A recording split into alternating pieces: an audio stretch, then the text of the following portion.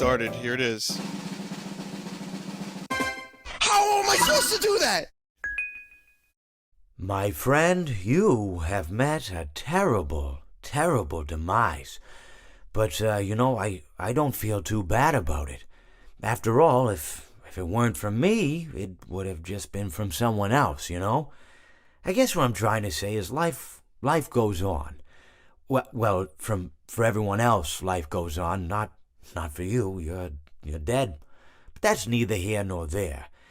It reminds me of one summer day in the park. I was having just a delightful picnic with my good friend Orville.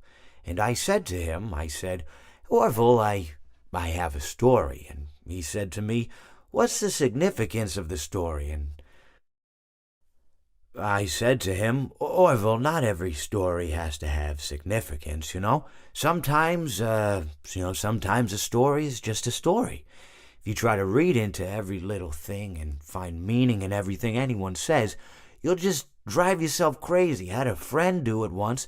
Wasn't pretty. We talked about it for years. And not only that, but you'll likely end up believing something you shouldn't believe and thinking something you shouldn't think or assuming something you shouldn't assume, Sometimes, I said, a story is just a story. So just be quiet for 1 second of your life and eat your sandwich, okay?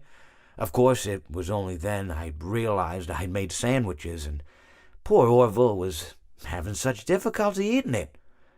Elephants have those clumsy hands, Actually, I suppose that's the problem. They don't have hands at all, do they? They're all feet. And I couldn't imagine someone asking me to eat a sandwich with my feet. Now, if I recall correctly, there was a bakery nearby. I said to him, Orville, let me go get you some rye bread. Now, I'm unsure if elephants enjoy rye bread, but I assure you that Orville does. Now, this was on a Tuesday, which was good because rye bread was always fresh on Tuesday. They made sourdough bread on Monday and threw it out Wednesday, or rather, they sold it at a discount for people wanting to feed the ducks, and then probably at the end of the day, finally, they threw it all out. I don't recall. I do remember a man who would bring his son to the bakery every Wednesday and then go feed the ducks. He would buy all of the sourdough bread. Of course, you're not supposed to feed the ducks sourdough bread at all. It swells up in their stomach and then they all die. At least that's what I've heard. I never saw any ducks die myself, but I did notice a substantial decrease in the duck population over the course of a few years. I just never thought to stop the man and tell him that he was killing the ducks by feeding them sourdough bread. And if you want my opinion on the matter, and I told Orville this as well, if you want to feed ducks, or birds, or any kind for that matter, it's best to buy seed. I mean, when you think about it, breads of any sort don't occur in nature. They don't grow on trees or spring up from the bushes. I don't think birds know what to do with bread.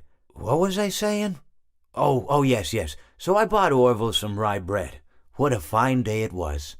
I'm honestly just glad to be out of those air ducts.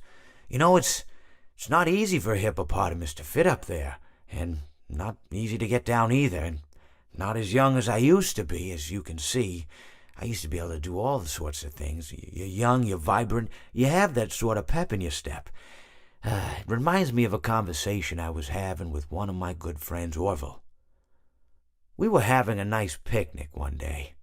I believe it was summer. No, perhaps it was... Was it the fall? Yes. It was the fall because the leaves had turned already. But I said to Orville, I says, Orville, I have a story to tell you. And Orville looked at me, kind of odd and said, what's it about? I said to him, not every story has to be about something, Orville. Sometimes a person just wants to talk. Why does everything have to be a story? I said to him. He just looked at me and he said, well, you said you had a story. And, he was quite right. I did, in fact. I told him I had a story. I suppose if a person just wants to talk, then it's best to not announce that you're telling a story. Telling a story does come with its own pressures and expectations, I suppose. After all, if you're just talking to a friend, and there's no more expectations than if you were talking into the wind. Words by themselves aren't expected to carry, aren't expected to stick. But if you announce you're telling a story, well then, there'd better be a point to it all, No one wants to sit and listen to someone ramble on and on and on with absolutely no end in sight. So, it's good to be mindful that when you tell someone that you're about to tell a story, that you have something to say. Telling someone that you're going to tell them a story is tantamount to asking them to stop what they're doing and pay attention. You're basically saying, hey, buddy, stop everything. Stop what you're thinking. I have a solution to everything. And, well, I didn't really have any story to tell. In hindsight, I probably just misspoke when I said that I had a story. I think it would have just been better to tell Orville that I wanted to tell him something rather than tell him that I had a story. But even then, it might have put too much importance on the whole thing. Either way, it was quite a nice day. I remember that we were drinking tea. It reminds me of a time I was speaking to my good friend Orville. We were sitting on a park bench watching the pigeons.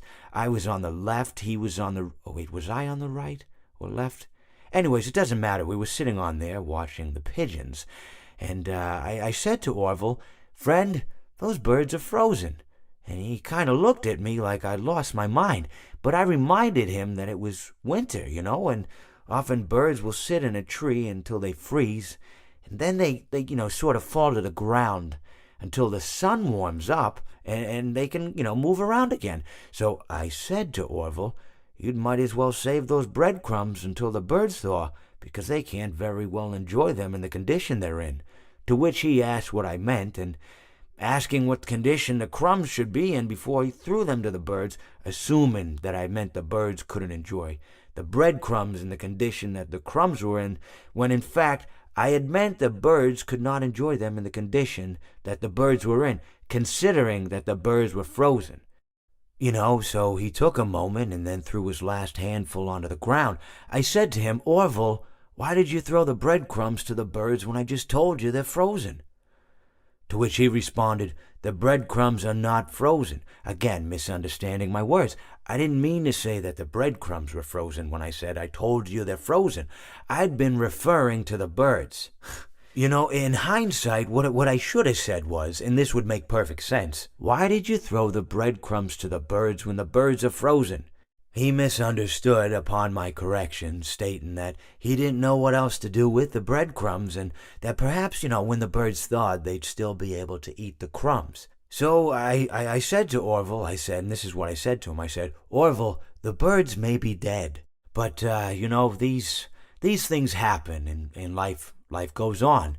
Not for you, obviously. You're dead. But it reminds me of a time I was having a conversation with my friend Orville. We were where were we? I think we were by the river. We were sitting by the river and watching the fish leap over the falls.